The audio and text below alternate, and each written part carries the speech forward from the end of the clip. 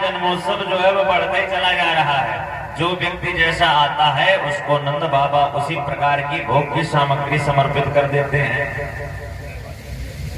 छोटे छोटे बालक आते हैं तो छोटे छोटे बालकों को हाथी घोड़े इत्यादि खिलौने प्रदान करवा देते हैं।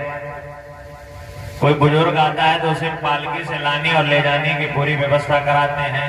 बच्चों को खाने पीने के लिए विविध प्रकार की सामग्री भोज सामग्री देते हैं, किसी को लड्डू किसी को पेड़ा। अच्छा, जो बेचारे नंद बाबा के साथी हैं, जो बड़े बूढ़े हैं जिनके मुंह में दांत नहीं पेट मात नहीं, उन लोगों के लिए नंद बाबा लपसी की व्यवस्था कर रहे हैं।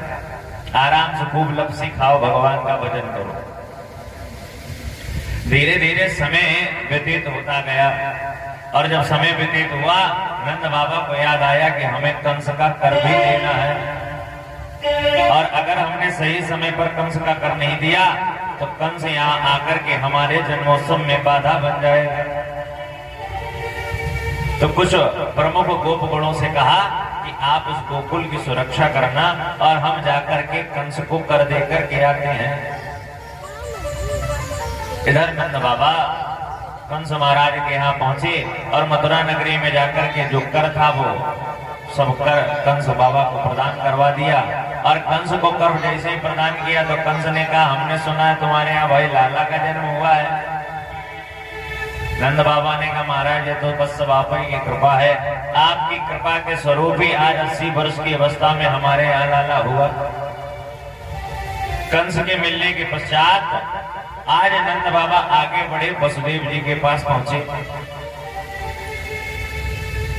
वसुदेव जी की और नंद बाबा की आपस में बातचीत तो हुई, लेकिन नंद बाबा ने वसुदेव जी से ये नहीं कहा कि हमारे घर अभी अभी दो लालाओं का जन्म हुआ है। वैसे तो वसुदेव और नंद बाबा बहुत अच्छे घनिष्ठ मित्र हैं, और हम लोगों ने मित्रता की परिभाषा को बदल करके रख दिया। मित्र वही जो आपके दुख में दुखी और आपके सुख में सुखी हो जाए। ये नहीं मित्र जब आप दुखी हो तो तुम्हारा मजाक उड़ाए, ऐसा मित्र किसी काम का नहीं होता है।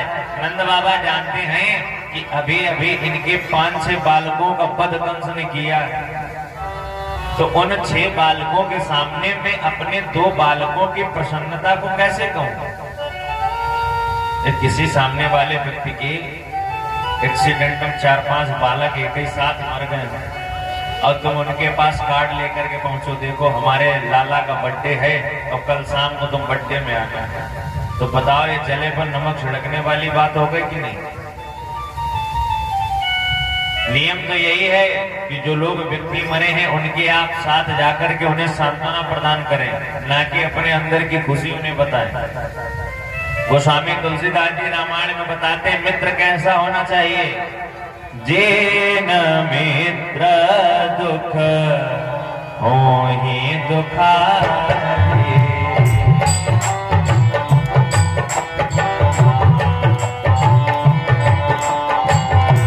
जेन मित्र दुख होहि दुखारि,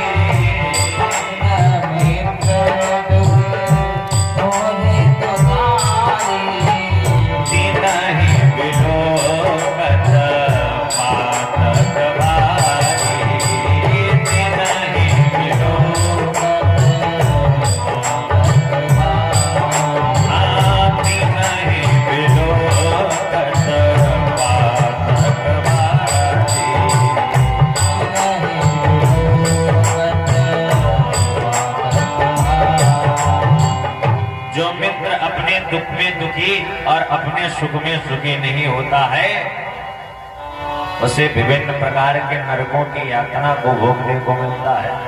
मित्र वही जो अपने मित्र के दुख में दुखी हो जाए और अपने मित्र के सुख में सुखी हो जाए। मित्र पता कैसा होना चाहिए? अरे दोष तीन कर दे अलग, मतलब लालच ना, दोष वादे जब मिले दोस्ती उसका ना।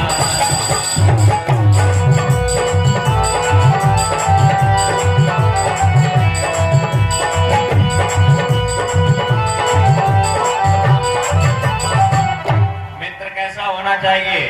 जिन दो व्यक्तियों के अंदर ये तीन चीजें ना हो, समझ लो वही आपस में मित्र हैं। दोष तीन कर दे अलग, मतलब लालच दाम। अगर आपने किसी के लिए मतलब से दोस्ती की है तो समझ लो आप दोस्त नहीं है, आप व्यापारी हैं। जब तुम्हारा मतलब निकल जाएगा तो तुम उसे छोड़ करके चले जाओ। दूसरा है लालच। अगर हमारे अंदर सामने वाले व्यक्ति के प्रति लालच है, नहीं इसका ये जो जितना सारा धन है एक ना एक दिन अपने कब्जे में कर लेंगे, तो समझ ले वैसा व्यक्ति दोस्त नहीं है। और तीसरा है काम। कहा जाता है ना, दोस्तों के बीच में पैसों की बातें कभी नहीं आती। जो दो दो चार चार पैसे तुम्हें गिनाने लगे तो समझ लो ये तुम्हारा दोस्त नहीं है। तो जहां पर ये तीन चीजें ना हो वहीं पर दोस्ती का सही मायना समझा जाता है, वहीं पर दोस्ती को सही दर्जा मिलता है।